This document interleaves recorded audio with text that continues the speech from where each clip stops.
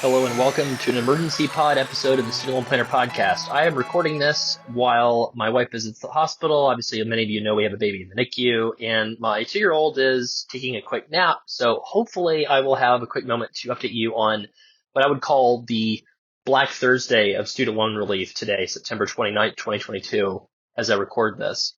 This is a really big deal. This is the most significant legal challenge to student loan relief we've seen since it started in March 2020. So just to catch people up, the first lawsuit that we saw was from the Pacific Legal Foundation. This was filed about a week before I recorded this.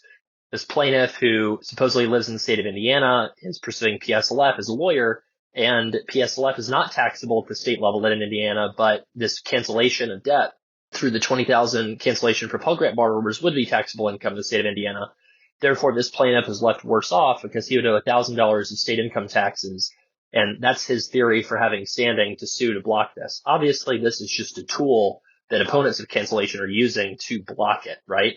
This is a very minor impact. $1,000 in the grand scheme of things is nothing.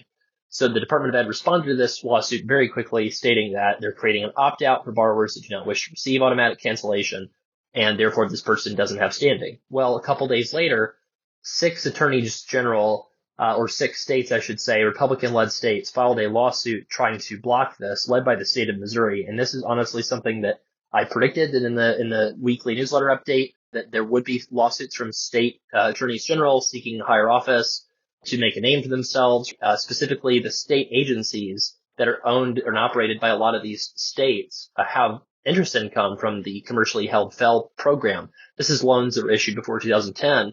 And many of these, student loans, issue interest, and that interest income would be impaired if you allowed these loans to be kind of consolidated and forgiven in mass. So I expected, for example, the state attorney general in Arkansas they have a state agency, I believe, that may or may not have some FEL commercially held debt. So this agency that's, obviously kind of in a state run by Republicans could lose interest income and therefore might have standing to sue to block cancellation. So Department of Education was kind of saying, we're going to try to work and see if we can get relief to people with commercially held FEL loans, kind of acknowledging that they were already worried about this as an avenue for a lawsuit.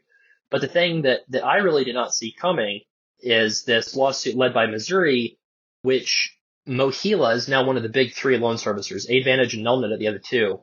And unlike the other 2 loan servicers, MOHELA stands for Missouri Higher Education Loan Authority, I believe. It's not maybe owned by the state of Missouri, but it was certainly created by the state of Missouri. And so you could argue that the state laws in Missouri would kind of control that. And, either the state is affiliated with MOHELA or owns MOHELA, or the people running MOHELA have some sort of relationship with the people that run the state. So this is a really big deal because the theory always was that the student loan servicers were the ones that had the biggest standing to potentially block the lawsuit.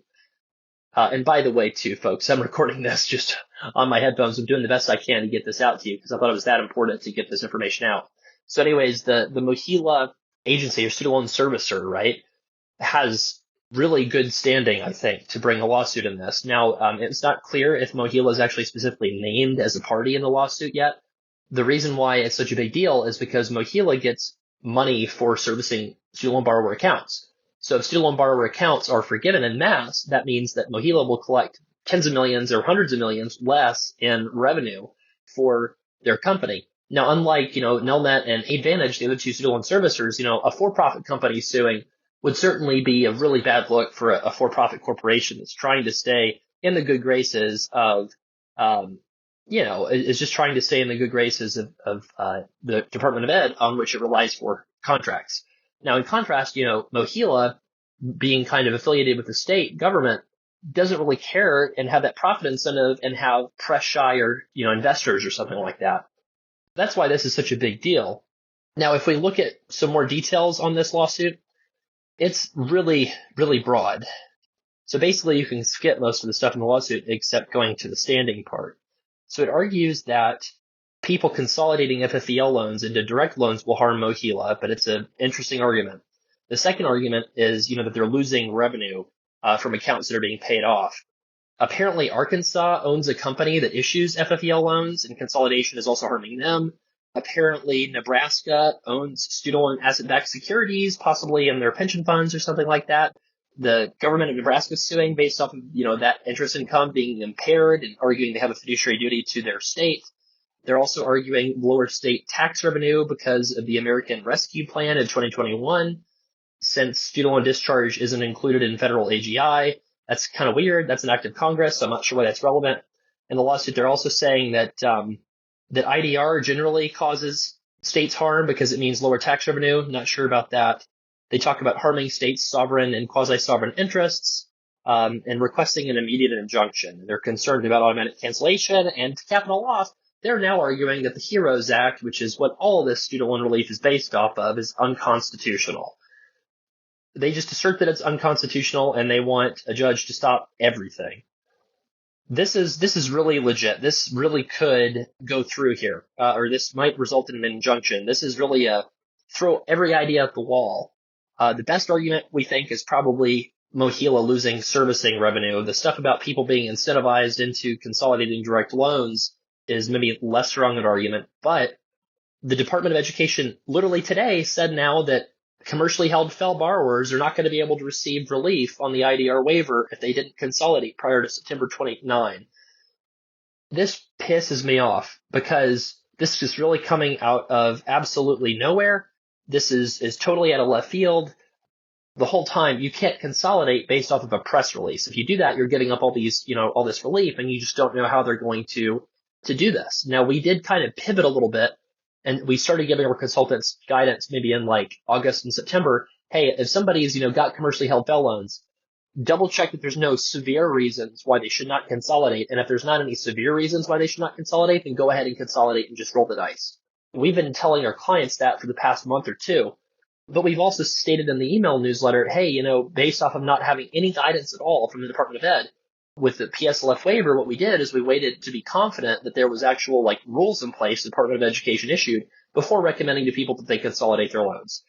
And I think that that's the right thing to do because you have to go off of what Department of Ed has actually published in formal rules, not just what's, willy-nilly said at a press conference, right? But what Department of Ed is doing here is they're legitimizing the argument that commercially held FFEL borrowers are having interest income that benefits these other parties where the whole thing could be taken away. And so they're effectively, for some reason, I'm not sure why, they're basically just legitimizing this argument that you can't help commercially held FFEL borrowers.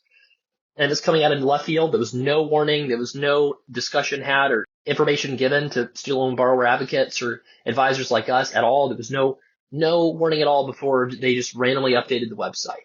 I mean, this is really, really upsetting to me. Two, they're talking about putting the IDR waiver implementation off until summer 2023. I mean, shoot, at this point, they might, if they invalidate the HEROES Act, then the IDR waiver won't be happening at all. Now, people that have already gotten their loans forgiven via the PSLF waiver are probably safe. I don't really imagine any way that they could re-implement people's student loans after they were already forgiven. That would be truly a disaster. I don't think that we're in for that. I do think that there's a chance that people who consolidated their commercially held FFEL loans before September 29th will be included in all this IDR waiver stuff. But I really do think this 10K and 20K cancellation with this lawsuit has got a very good chance of not happening now. And this is just the question of they're throwing everything they have against the wall. Will some court, probably stacked with Republican appointees, find enough evidence in all of this to put an injunction on this? I would assume so, and the Department of Ed will appeal it, of course, and they will appeal it. Both parties will keep appealing it if this actually results in an injunction. We have to see. We'll find out, I think, in the next couple of days if there's an injunction. But if there is an injunction, I think this is ending up in the Supreme Court, and I think that the cancellation would likely in that case be overturned, and maybe much more than that. And that's what really scares me about this, is because Department of Ed has just sort of very haphazardly done all these things and based all of this stuff on the COVID emergency, which President Biden said in 60 Minutes a couple weeks or a week or two ago was over. This is really going into a really dangerous area here. We had borrowers having a full 5 weeks of thinking that this was going to happen. So anger is going to be ferocious on this.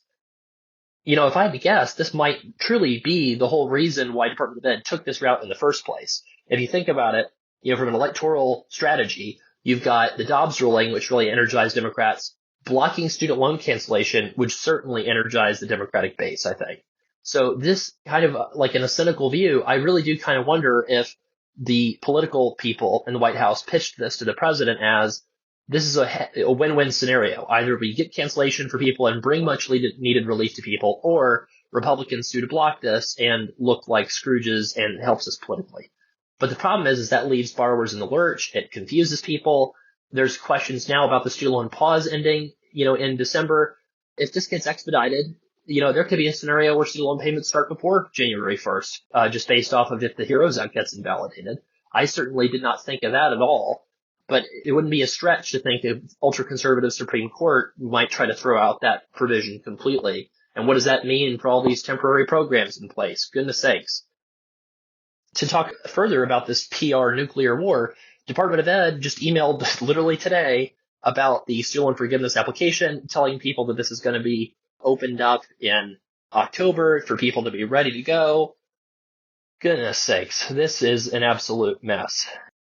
This is just very, very confusing. It's just weird because, can a shareholder of a corporation sue on behalf of a corporation?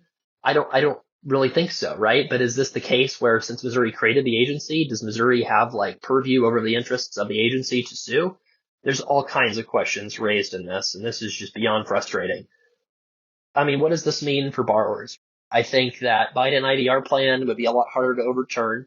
So we're waiting on seeing if that's going to have repay rules or pay rules for married borrowers if you're able to file separately or jointly. But with that plan costing so much money, that's still got to go through the negotiated rulemaking process. So, what are the chances that that plan gets pared down in the negotiated rulemaking process? It could be. What responses will the Biden administration take on student loans in response to if this is blocked? You're going to have a really energized and angry Democratic base. Are they going to extend the pause again to July when his new IDR plan gets released? Barring a court stopping them, I would assume that that's what they would do. This is just a real mess. We're going to keep you updated throughout this entire process, no matter what happens. We're going to give you the down low on all this stuff and how it impacts you and your family. This is why I think, the strategy of getting that plan in place as early as possible is the smart strategy, and just applying for everything is the second it comes out, because you just don't know the way they do things so haphazardly if it's going to be reversed at some point. And if it is, it always seems to get, the drawbridge gets raised for the people that aren't over the bridge yet. I'm sorry that this is going on. Ultimately, we cannot control politicians being politicians. And this is very much the case of both sides saying, I think this is good for me politically, and so I'm going to do this thing, and it's terrible for borrowers. So obviously I'm really frustrated. The good news is, I think the PSLF waiver stuff is fine. IDR waiver stuff for people who have consolidated already is fine. The people who have direct loans are probably okay for the IDR waiver eventually. People hoping on this new IDR plan are probably okay. So there are a lot of good positives here, but there's just a bunch of things that I'm frustrated about. Again, sorry for the audio quality. I just wanted to get this out there so you could know that this is a really big deal. You're going to see student loans, I think, a lot in the news over the next couple days with just this chaos that's been unleashed. And giddy up, right? We'll know a lot, I think, based off of how the midterms play out, depending on who wins. I think that if the Democrats win a couple seats in the Senate and they hold the House, which presumably both of those things would need to happen, if they gain seats in the Senate, for example, I would doubt that they would lose the House. You might see some real aggressive stuff on par with, 8-year PSLF, subsidized loans for graduate students, even more aggressive income-based repayment, codified IDR waiver stuff. You might see them go really hard in that direction based off of anger around this potential ruling that might be coming down the pipe. Ugh, yuck. This is a rough day, I think, for student loan relief. Now, I will say nothing's happened yet. There's no rulings yet. But just based off of people's reaction, based off of student loan borrower advocates that I know, their reactions, most people reacting to this are like, oh my gosh, this is really bad. So I'm just providing you our initial thoughts. This might end up being nothing, but I think it is something. And what a terrible way to run a student loan program. Am I right? So if you want to leave a question about anything that's going on, we'd love to hear from you. studentloanplanner.com/voicemail. Just go to that page and just record something quick on your phone. We'll try to address it on a future podcast. I'm just, who would have thought that everything is going on the way that it is, right? 7% mortgages, student loans falling apart, economy seemingly falling apart. It's a good thing you have your education. Remember, at worst, your debt is just an income tax. So you shouldn't stress about it. You shouldn't worry about it because there's always ways to manage your student loans. no matter how chaotic Washington is managing the student loan program. So that's the good news, is if you know all the rules, you know the loopholes, there's never something that completely stops you from getting a good strategy in place that's going to save you a lot of money. Most people have no idea how much they're leaving on the table with these programs because of how foolishly run the student loan program is, because nobody can get on the same page and agree on anything. Rant over. I hope you guys have a good day, and thanks for listening to the Student Loan Planner Emergency Podcast.